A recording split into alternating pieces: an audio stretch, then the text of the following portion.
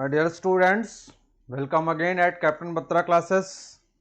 As all you know that nowadays I am teaching you through online classes, and I expect that all of you are fine and enjoying your studies. All of you are aware that nowadays I am teaching you verb, and in verb I have taught you up to infinitive, यानी verb के chapter में मैंने अभी तक आपको infinitive पढ़ाया है। अब इन्फिनेटिव के बाद वर्ब का जो अगला चैप्टर है वो होता है जिरंड। तो आपको आज मैं ये बताऊंगा कि जिरंड क्या है, उसकी डेफिनेशन क्या है, जिरंड हम किस प्रकार से फॉर्म करते हैं, कैसे बनाते हैं, जिरंड का प्रयोग क्या है, कहां कहां पर हम जिरंड का यूज करते हैं, और तीसरी बात यह है कि ऐसी कौन कौन सी कंडीशंस हैं जहां पर हम जिरंड का प्रयोग करेंगे। और आपको बता दूं कि जो जिरंड का चैप्टर है, आगे आपको ये बात समझ में आएगी कि जिरंड के चैप्टर में जो रूल्स हैं, मैं जिस हिसाब से आपको पढ़ाऊंगा उसमें दो बातें इंपॉर्टेंट हैं। एक उनके साथ यूज होने वाला प्रीपोजिशन, और दूसरा कि उनके साथ आने वाला gerund. Both are equally important. So let's start. आइए हम लोग शुरू करते हैं कि जिरंड क्या है, जिरंड की डेफिनेशन क्या है, और जिरंड के यूजेस क्या क्या हैं। तो आप में से ज्यादातर विद्यार्थी इस बात से अवेयर हैं कि हम जिरंड किसे कहते हैं। जैसे आपने पहले पढ़ा कि इन्फिनेटिव किसे कहते हैं, अगर वर्ब की फर्स्ट फॉर्म में टू जोड़ दें तो वो इन्फिनेटिव हो जाएगा। ठीक ऐसे ही अगर हम वर्ब की जो फर्स्ट फॉर्म होती है, अगर उसमें हम आईएनजी जोड़ देते हैं, डेफिनेशन क्या है कि gerund is formed by adding I N G to the first form of the verb. यानी अगर हम वर्ब की फर्स्ट फॉर्म में आईएनजी जोड़ देते हैं, उसकी जो बेस फॉर्म होती है, अगर उसमें आईएनजी जोड़ देते हैं तो ये जिरंड बन जाएगा। जिरंड बनाने के लिए हमें वर्ब की फर्स्ट फॉर्म में आईएनजी जोड़ना होगा and functions as a noun. और यह जो जिरंड होता है, जैसे मैंने इन्फिनेटिव में भी आपको बताया था, वैसे ही जिरंड भी ये नाउन का काम करता है। ये एक तरह से नाउन कहलाता है। इसको कई बार हम इनफॉर्मल इंग्लिश में जिरंडियल नाउन भी बोल देते हैं। जिरंड से बना हुआ जो नाउन है वो जिरंडियल नाउन होता है। हालांकि अगर हम आईएनजी का यूज जब हम कंटिन्यूअस टेंसेस में करते हैं वहां पर वो अलग सेंस में है, लेकिन अगर हम आईएनजी लगा करके किसी वर्ब में हम नाउन फॉर्म करते हैं तो वो अलग तरह से यूज होता है। आइए हम लोग देखते हैं। जैसे they like teaching, they like watching movies. अब आप देखिए इस सेंटेंस में ये जो वॉचिंग है, तो वॉच में आईएनजी लगाया और आईएनजी लगा करके इसको हमने जिरंड बनाया। तो यहां जो जिरंड है, वॉच में जो आईएनजी लगा हुआ है, ये जिरंड है। यानी वर्ब की फर्स्ट फॉर्म में अगर हम आईएनजी जोड़ देंगे तो वो जिरंड का काम करेगा। नेक्स्ट है कि swimming is good for health. अब आप देखिए यहां पर स्विम में हमने आईएनजी जोड़ा और आईएनजी जोड़ करके क्या किया, इसको जिरंड बनाया। तो इस प्रकार से वर्ब की जो फर्स्ट फॉर्म होती है, अगर उसमें हम आईएनजी जोड़ देते हैं तो ये जिरंड बन जाता है। ये है जिरंड की डेफिनेशन, जिरंड की परिभाषा। अब हम लोग नेक्स्ट पॉइंट में आते हैं कि आखिर ये जो हम आईएनजी लगा के जिरंड बनाते हैं, इस जिरंड का प्रयोग, इस जिरंड का यूज हम किस प्रकार से और कहां कहां पे करते हैं। तो जिरंड, एक और एग्जांपल आप देखिए, सीइंग इज बिलीविंग। अब इस सेंटेंस में मैंने दो जिरंड आपके सामने रख दिया है। एक है सीइंग और दूसरा है बिलीविंग। आप देखिए इधर वॉचिंग लिखा हुआ था, ये स्विमिंग लिखा हुआ था, यहां दोनों ही तरफ यानी वर्ब का जो सब्जेक्ट है वो सीइंग है। वर्ब के पहले भी हमने जिरंड का यूज किया है और वर्ब के बाद भी हमने जिरंड का यूज किया। ये बात मैं अभी आगे डिस्कस करूंगा कि जैसे यहां जो सीइंग हमने लिखा है इसका प्रयोग किस प्रकार से करना है, यानी जिरंड का प्रयोग कहां कहां पर कैसे करेंगे, और इधर जो बिलीविंग लिखा हुआ है इसका यूज हम किस प्रकार से करेंगे।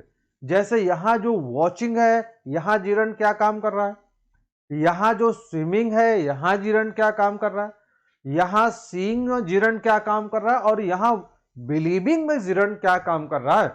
ये चीजें अभी आगे हम लोग डिस्कस करने चल रहे हैं। फिलहाल अगर वर्ब की फर्स्ट फॉर्म में आईएनजी जोड़ दिया जाए तो ये जिरंड होता है, और जिरंड एक प्रकार से नाउन का काम करता है। आगे हम लोग देखते हैं कि जिरंड का यूज हम कहां कहां पर करते हैं, जिरंड के क्या क्या यूजेस हैं। तो जिरंड का पहला प्रयोग क्या है, जिरंड का पहला यूज क्या है। जिरंड का पहला यूज ये है कि हम किसी सेंटेंस में जिरंड को सब्जेक्ट बना करके यूज कर सकते हैं as the subject of a verb, यानी किसी भी सेंटेंस में हम जिरंड को सब्जेक्ट की तरह से यूज कर सकते हैं। जैसे reading is a good habit. अब इस सेंटेंस में आप देख सकते हैं कि ये जो रीडिंग है ये यहां पर सब्जेक्ट है, ये जो इज लिखा हुआ है ये यहां पर क्या काम कर रहा है, this is a verb here.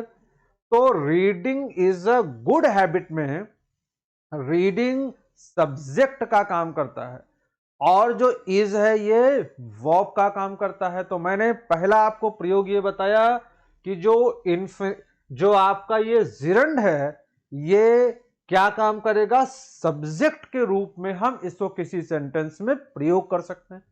दूसरा यह है कि example writing makes a man perfect, यानी लिखना जो है ये किसी इंसान को परफेक्ट बनाता है।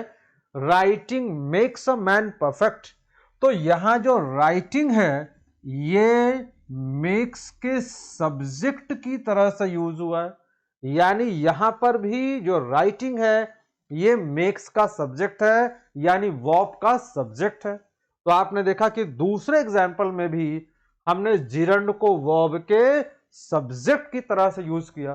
तो जो जिरंड होता है वर्ब की फर्स्ट फॉर्म में आईएनजी लगा के जो हम बनाते हैं उसका पहला यूज, पहला प्रयोग यह है कि वो किसी भी सेंटेंस में वर्ब के सब्जेक्ट की तरह से यूज होता है। जैसे रीडिंग और राइटिंग ये दोनों ही क्या है यहां पर वर्ब के सब्जेक्ट्स हैं। अगला पॉइंट ये है कि अगला हम जिरंड का प्रयोग कहां पर करेंगे, अगला है as an object of the verb. जैसे मैंने आपको बताया कि जिरंड को वर्ब का सब्जेक्ट बना करके यूज कर सकते हैं, ठीक उसी तरह से हम जिरंड को वर्ब का ऑब्जेक्ट बना करके भी यूज कर सकते हैं। जैसे स्टॉप साउटिंग, यहां स्टॉप के बाद जो हमने साउटिंग लिखा हुआ है वो क्या है, ये यहां पर ऑब्जेक्ट है।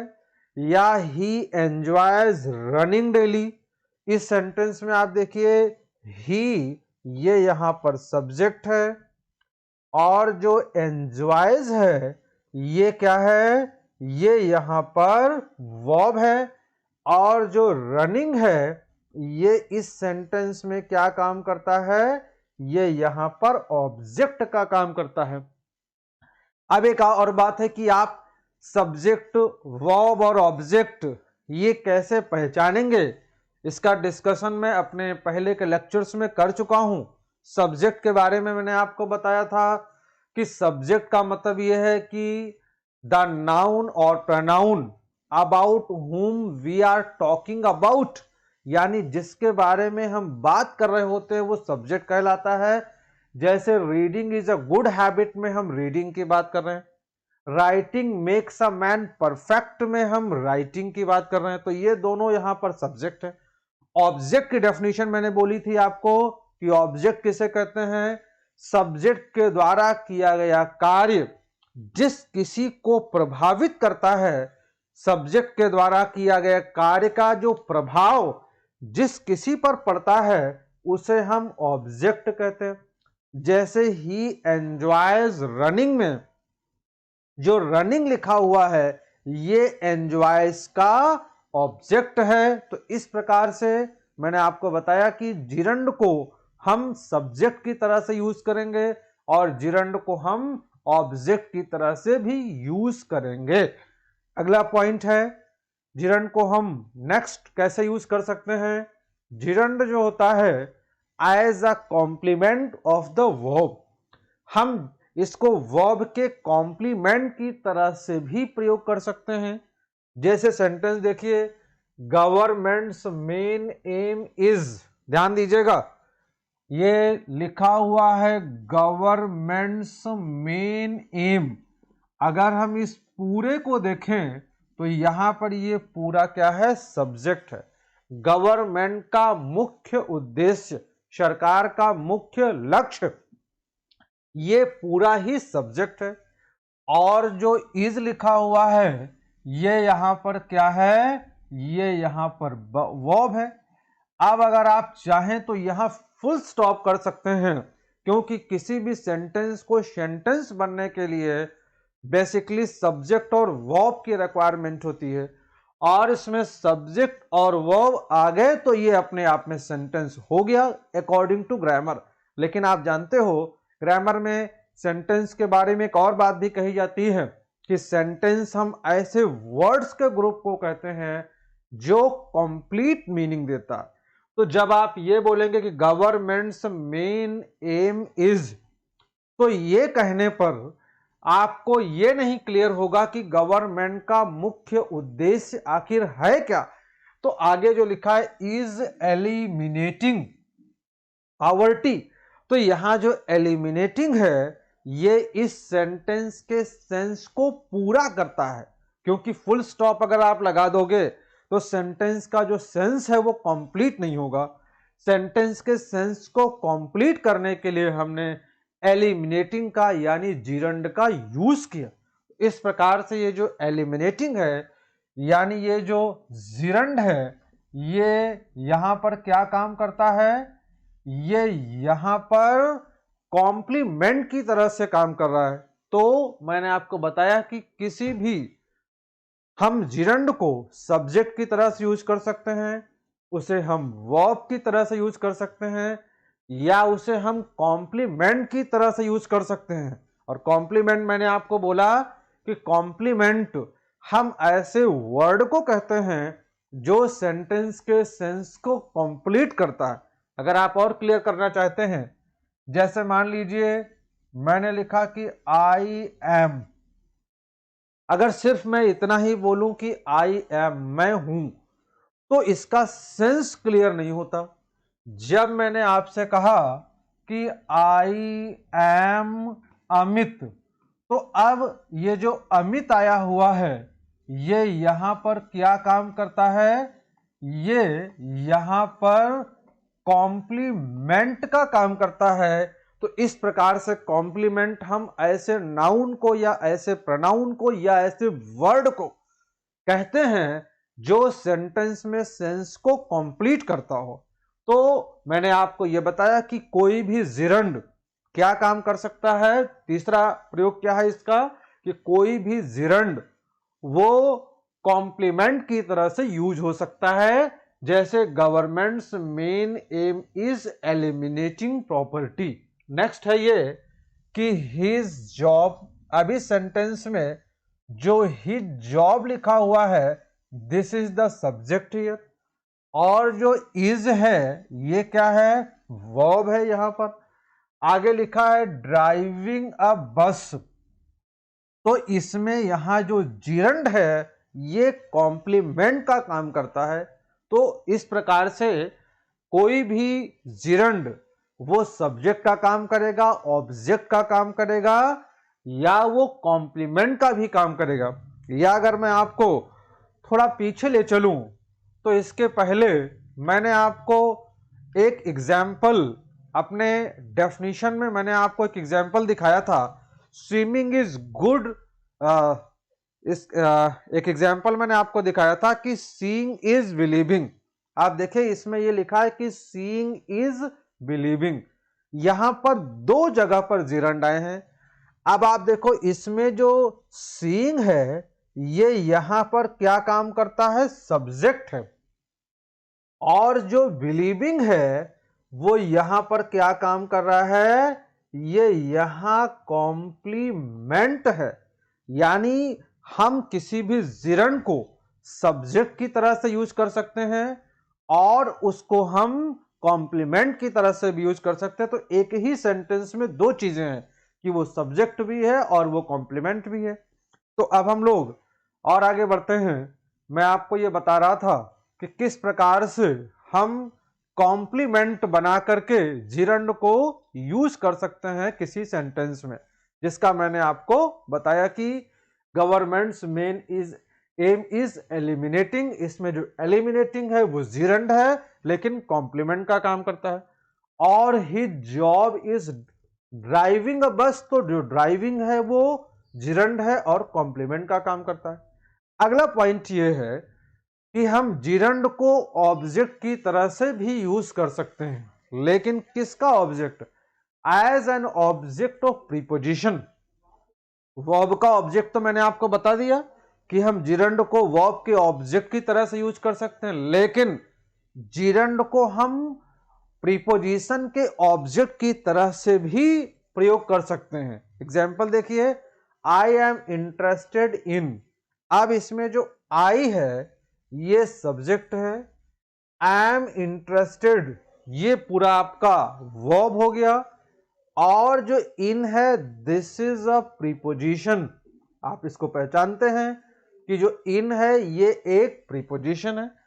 और इसके बाद हमने यहां पर कलेक्टिंग यूज किया हुआ है, तो इसमें जो कलेक्टिंग आया हुआ है ये इनका ऑब्जेक्ट है। और एक बात हम लोग और पहले भी डिस्कस कर चुके हैं कि जब भी हम किसी प्रीपोजिशन के बाद कोई नाउन या प्रोनाउन यूज करते हैं तो वो हमेशा और हमेशा किस केस में जाएगा, ऑब्जेक्टिव केस में जाएगा। याद करिए, कोई भी नाउन या प्रोनाउन अगर वो प्रीपोजिशन के बाद आएगा तो वो हमेशा प्रीपोजिशनल ऑब्जेक्ट कहलाता है।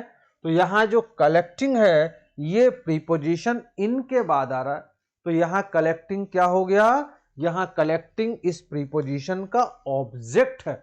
इस प्रकार से I am interested in collecting stamps में जो कलेक्टिंग लिखा हुआ है ये इन इस प्रीपोजिशन का ऑब्जेक्ट है।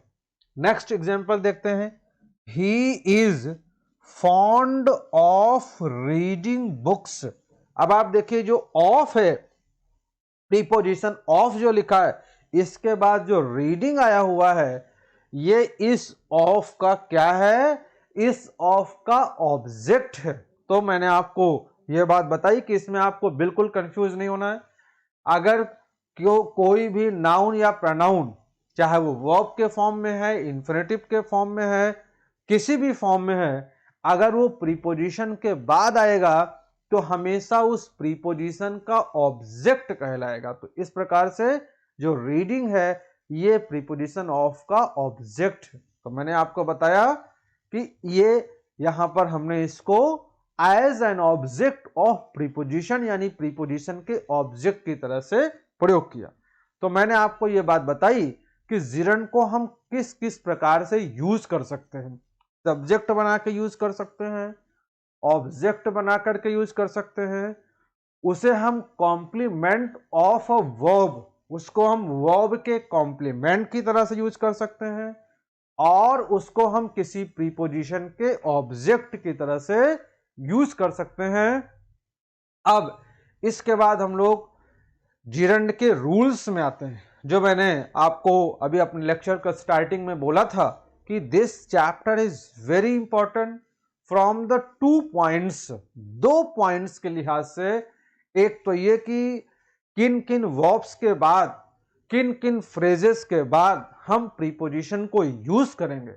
और दूसरा पॉइंट हमारा यह है कि हम उसके साथ कौन सा प्रीपोजिशन लेंगे, तो वो हम लोग और आगे डिस्कस करेंगे। इस रूल में हम लोग ये डिस्कस करने चल रहे हैं कि ऐसी कौन कौन सी वर्ब्स हैं जिनके साथ हम हमेशा जिरंड का ही प्रयोग करेंगे। ध्यान दीजिए, एक बार फिर से सुन लीजिए। ऐसी कौन कौन सी वर्ब्स हैं जिनके बाद हमेशा हम जिरंड का यूज करेंगे। The following verbs are used with gerund, यानी आगे कुछ वर्ब्स लिखी हुई है, आगे कुछ वर्ब्स हैं जिनके साथ हमेशा हम जिरंड का ही प्रयोग करेंगे। पहला एग्जांपल है enjoy. He enjoy studying for long hours, यानी वो कई घंटे तक पढ़ने को एंजॉय करता है, उसको पढ़ने में मजा आता है। तो ही एंजॉयज, अब आप देखिए यहां लिखा है एंजॉयज, यानी एंजॉय ये एक वर्ब है और इसके बाद हमने एंजॉयज के बाद हमने स्टडीइंग लिखा हुआ। अगर हम ये कह दें कि ही एंजॉयज टू स्टडी, ध्यान दीजिए, अगर मैं ये कह दूं कि he enjoys to study for long hours, अब आप देखो यहां एंजॉय के बाद हमने टू स्टडी यानी इंफिनिटिव का यूज किया, तो this is wrong.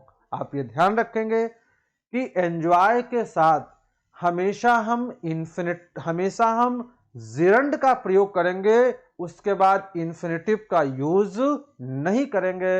He enjoys studying for long hours. Next word है आपका माइंड। जैसे I don't mind criticising of others, यानी मैं ध्यान नहीं देता कि दूसरे क्या क्रिटिसाइज कर रहे हैं। तो आई डोंट माइंड, माइंड का मतलब होता है, अगर वर्ब के फॉर्म में बात करें तो माइंड का मतलब है ध्यान देना। I don't mind criticising of others, यानी माइंड के बाद हमने क्रिटिसाइजिंग का यूज किया, माइंड के बाद हमने जिरंड का प्रयोग किया। नेक्स्ट है prevent. You are prevented from, और ध्यान दीजिए अब यहीं से आपको ध्यान देना स्टार्ट करना है। जैसे ये वर्ड आपका लिखा है प्रिवेंट, मैं आपको बोला कि प्रिवेंट एक ऐसी वर्ब है जिसके साथ हम क्या करते हैं, जिरंड का यूज करते हैं हमेशा। तो you are prevented from plucking the flowers, यानी आपको फूल तोड़ने की मनाही है। लेकिन ध्यान दीजिए, जब भी प्रिवेंट आएगा तो प्रिवेंट के साथ आप हमेशा प्रीपोजिशन फ्रॉम का यूज करेंगे। यू आर प्रिवेंटेड फ्रॉम, तो ये बात भी आपको ध्यान रखनी है। ये अलग से प्रीपोजिशन में पढ़ने के रिक्वायरमेंट नहीं है, यहीं से आप ध्यान देते हुए चलें। यू आर प्रिवेंटेड फ्रॉम, यानी प्रिवेंट के बाद आपने प्रीपोजिशन फ्रॉम का यूज किया और प्रिवेंट के बाद हमने यहां पर प्लकिंग का यूज किया, तो you are prevented from plucking the flowers, यानी प्रिवेंट के बाद भी हम प्रीपोजिशन, प्रिवेंट के बाद भी हम जिरंड का हमेशा प्रयोग करेंगे। नेक्स्ट वर्ड हम देखते हैं, अगला वर्ड है like. Gentleman like helping others, यानी जो अच्छे लोग होते हैं, सज्जन लोग होते हैं, वो हमेशा दूसरों की हेल्प करना, मदद करना पसंद करते हैं।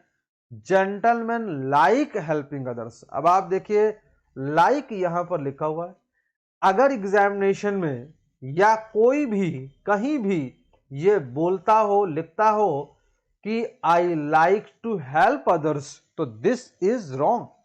लाइक के बाद हम टू हेल्प यानी इन्फिनेटिव का यूज नहीं कर सकते। लाइक के बाद हमें क्या लिखना होगा, लाइक के बाद हमें जिरंड लिखना होगा। जेंटलमैन लाइक हेल्पिंग अदर्स, ये बातें आपको ध्यान रखनी होगी कि एंजॉय, माइंड, प्रिवेंट, लाइक, ये ऐसी वर्ब्स हैं जिनके साथ हम इन्फिनेटिव, जिनके साथ हम जिरंड का यूज करेंगे, इन्फिनेटिव का प्रयोग नहीं करेंगे। नेक्स्ट पॉइंट है कि और कौन सी वर्ब हैं जिनके साथ हम हमेशा इन्फिनेटिव टू का यूज जिनके साथ हमेशा हम इन्फिनेटिव टू का यूज करेंगे।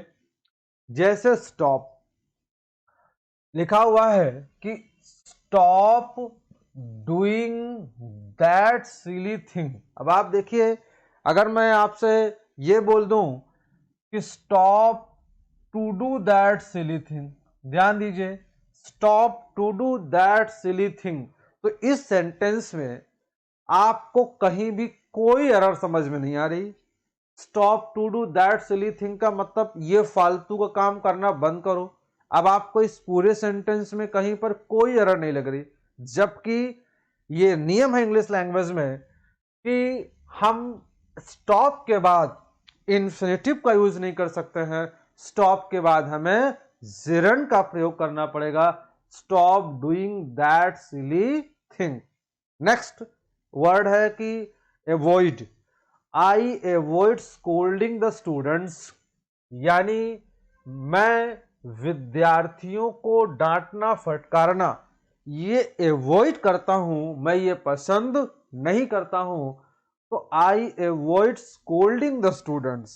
फिर वही बात कि अगर मैं यहां पर टू स्कोल्ड लिख दूं कि I avoid to scold the students, तो वैसे तो देखने में कोई एरर नहीं लगता, लेकिन ये ग्रामेटिकल मिस्टेक है कि एवॉइड के बाद हम टू स्कोल्ड नहीं लिख सकते हैं। एवॉइड के बाद हम कभी भी इंफिनिटिव का यूज नहीं करेंगे। एवॉइड के बाद हमेशा हम जिरंड का यूज करेंगे, I avoid scolding the students. Next और लास्ट वर्ड है हेल्प।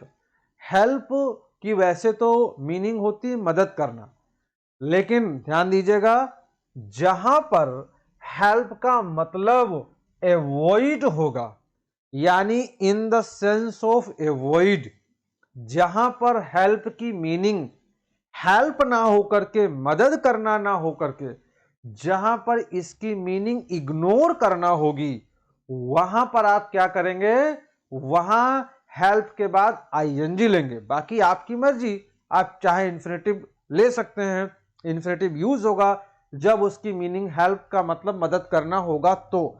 लेकिन जब हेल्प का मतलब मदद करना ना होकर के उसका मतलब एवॉइड करना होगा, टालना होगा, इग्नोर करना होगा, वहां आप क्या करेंगे, हमेशा वहां पर आप जिरंड का ही प्रयोग करेंगे। जैसे I can't help looking at you. अब इस सेंटेंस को आप समझिए, I can't help, I can't help का यह मतलब नहीं है कि मैं तुम्हारी मदद नहीं कर सकता।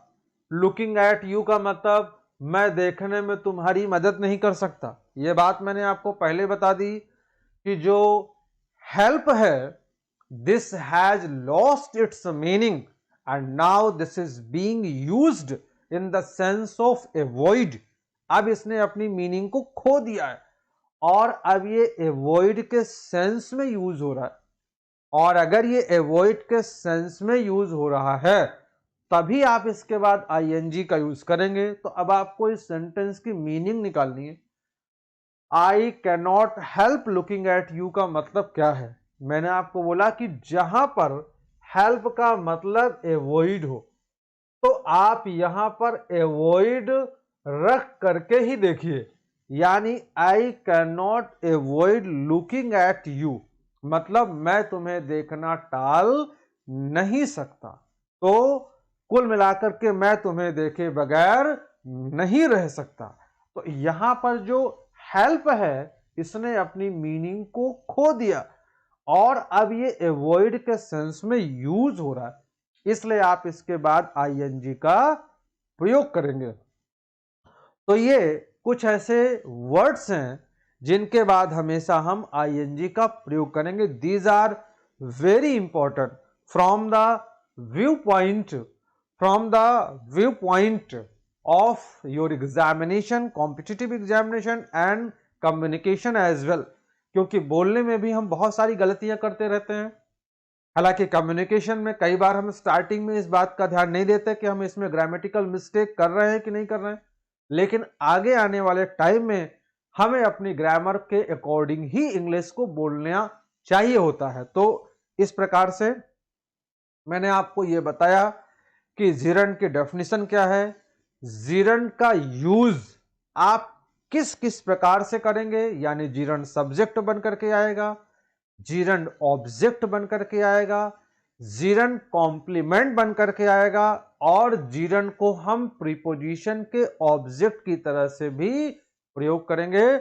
और इसके बाद अपने इस लेक्चर में मैंने आपको आज ये पढ़ाया कि ऐसे कौन कौन से वर्ड्स हैं जिनके बाद हम हमेशा जीरंड का ही प्रयोग करेंगे, कभी भी उसके साथ हम इन्फिनेटिव का प्रयोग नहीं करेंगे। तो I think that all of you would have got the contents that have been taught to you by me, and you would have enjoyed it a lot.